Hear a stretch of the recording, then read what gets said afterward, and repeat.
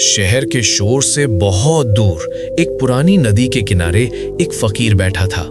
उसके चेहरे पर वैसी ही शांति थी जैसी गहरी नींद में सोए किसी बच्चे के चेहरे पर होती है। उसी वक्त शहर का सबसे परेशान नौजवान आरव हाफते हुए वहां पहुंचा।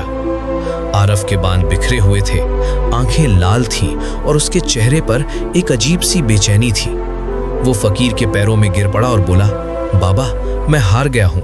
मेरा दिमाग एक ऐसी जेल बन चुका है जिसमें मैं खुद को कैद महसूस करता हूँ। मैं हर छोटी बात को इतना ज्यादा सोचता हूँ कि मेरा दम घुटने लगता है। क्या इस शोर को रोकने का कोई तरीका है? फकीर ने अपनी आंखें खोली। उन्होंने आरव की तरफ देखा और बिना एक शब्द बोले पास पड़े मिट्टी के खाली गिलास को उठाया। उन्होंने उसे नदी के ठंडे पानी से लबालब भर दिया और आरव की तरफ बढ़ाते हुए कहा, इसे पकड़ो और बस सीधे खड़े रहो। आरव हैरान था। उसने सोचा शायद ये कोई जादुई तरीका होगा। उसने गिलास पकड़ लिया। 1 मिनट बीता। आरव को लगा ये तो बहुत आसान है। 5 मिनट बीते। अब गिलास का वजन आरव को महसूस होने लगा था। 15 मिनट बीते। आरव के हाथ की नसें खिंचने लगी थी। कंधे में एक सुई जैसा दर्द उठने लगा था। आधे घंटे बाद आरव का हाथ कांपने लगा। उसके माथे पर पसीना था। वो चीख पड़ा, बाबा, मेरा हाथ अब जवाब दे रहा है। बहुत दर्द हो रहा है। क्या मैं इसे नीचे रख दूं? फकीर ने शांत स्वर में पूछा, बेटा, क्या इस आधे घंटे में इस गिलास का वजन बढ़ गया? आरव ने कराहते हुए कहा, नहीं बाबा, वजन तो रत्ती भर भी नहीं बढ़ा। फकीर बोले, तो फिर ये दर्द क्यों? ये हाथ कांप क्यों रहा है? आरव झल्ला कर बोला, क्योंकि मैंने इसे बहुत देर से पकड़ रखा है। इसे नीचे रखे बिना मेरा ये दर्द नहीं जाएगा। फकीर मुस्कुराए। उनकी आंखों में एक चमक थी। वे बोले, आरव, यही तुम्हारी पूरी समस्या का उत्तर है। आरव सन्न रह गया। फकीर ने आगे समझाया, तुम्हारी चिंताएं, तुम्हारे पुराने दुख और आने वाले कल का डर, ये सब इस पानी के गिलास की तरह है। अगर तुम इनके बारे में 1 मिनट सोचोगे तो सब ठीक लगेगा। अगर तुम इनके बारे में 1 घंटे सोचोगे तो तुम्हें मानसिक दर्द शुरू हो जाएगा। और अगर तुम इन्हें पूरा दिन अपने दिमाग में पकड़कर बैठोगे तो तुम्हारा दिमाग सुन्न पड़ जाएगा और तुम जीवन में 1 कदम भी आगे नहीं बढ़ पाओगे।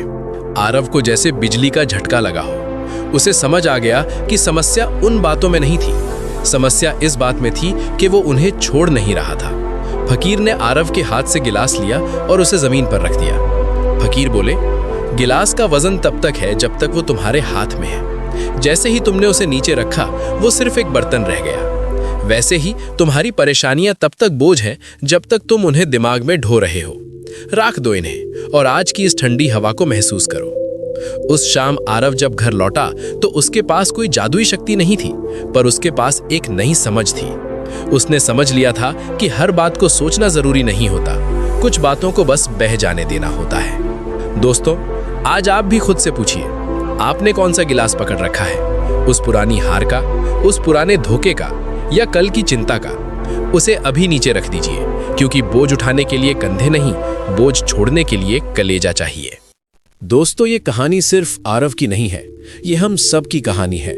हम रोज सुबह उठते हैं और अपनी चिंताओं का वो भारी गिलास उठा लेते हैं। कभी हम बीते हुए कल की किसी कड़वी बात को पकड़कर बैठते हैं, तो कभी आने वाले कल के उस डर को जो शायद कभी सच होगा ही नहीं।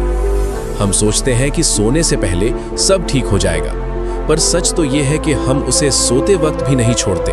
और यही वजह है कि सुबह उठते ही हम खुद को थका हुआ महसूस करते हैं। याद रखिए, आपका दिमाग कोई कूड़ेदान नहीं है जिसमें आप दुनिया भर का कचरा जमा करते रहें। ये एक मंदिर है, इसे साफ रखिए। अब एक पल के लिए अपनी आंखें बंद कीजिए और महसूस कीजिए, वो कौन सी ऐसी बात है जो आपको पिछले कई दिनों से परेशान कर रही है। क्या उस बात को पकड़े रहने से कोई हल निकला? नहीं ना? तो फिर उसे पकड़ने का बोझ क्यों उठाना? जिंदगी में सबसे मुश्किल काम करना नहीं होता, बल्कि छोड़ना होता है। पुरानी नफरत को छोड़ना, पुरानी नाकामियों को छोड़ना और खुद को माफ करना। आज इस पल में खुद से एक वादा कीजिए कि आप उस गिलास को नीचे रख देंगे। आप उतने कमजोर नहीं हैं जितना आपका डर आपको बताता है। आप उस शांति के हकदार हैं जो उस फकीर के चेहरे पर थी। उठाइए अपने कदम एक नई शुरुआत की तरफ, क्योंकि जब हाथ खाली होते हैं तभी हम जिंदगी की नई खुशियों को थाम पाते हैं।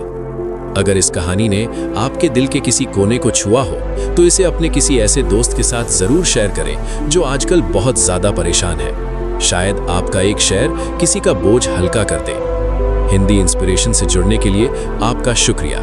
मिलते हैं अगली कहानी में। तब तक के लिए खुश रहिए और सुकून से जिए।